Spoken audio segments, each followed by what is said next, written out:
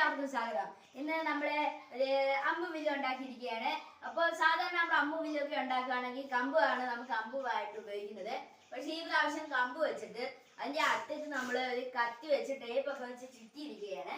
അപ്പം ഇത് ഞാൻ യൂസ് ചെയ്തപ്പോൾ ഇത് മരത്തിലും തെങ്ങിലും വാഴയിലും എല്ലാം ഒട്ടിയിരിക്കുന്നുണ്ട്. അപ്പം നമുക്ക് അമ്പുവില്ല് കാണാം. അതിനു മുമ്പ് എല്ലാവരും യൂട്യൂബ് ചാനൽ ഒന്ന് സബ്സ്ക്രൈബും ലൈക്കും ചെയ്യുക. അപ്പം നമുക്ക് അമ്പുവില്ല് കാണാം. നമുക്ക് അമ്പുവില്ലും കാണാം. അതാണ്ട് അമ്പുവില്ല് വേണ്ടി ഇരിപ്പുണ്ട്.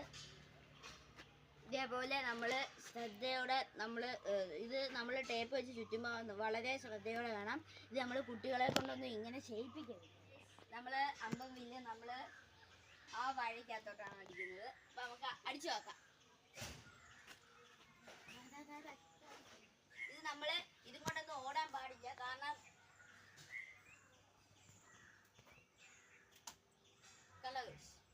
അപ്പം ഇതേപോലെ ഇങ്ങനെ ഒട്ടിയിരിക്കുന്നതാണ്.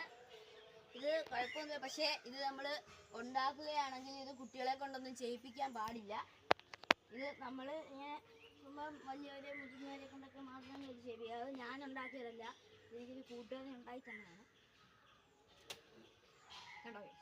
അപ്പോൾ ഇത് നമുക്ക് എത്ര ദൂരത്ത് നിന്ന് വേണമെങ്കിലും ഇങ്ങനെ നമുക്ക് അടിച്ച് കളിക്കാം.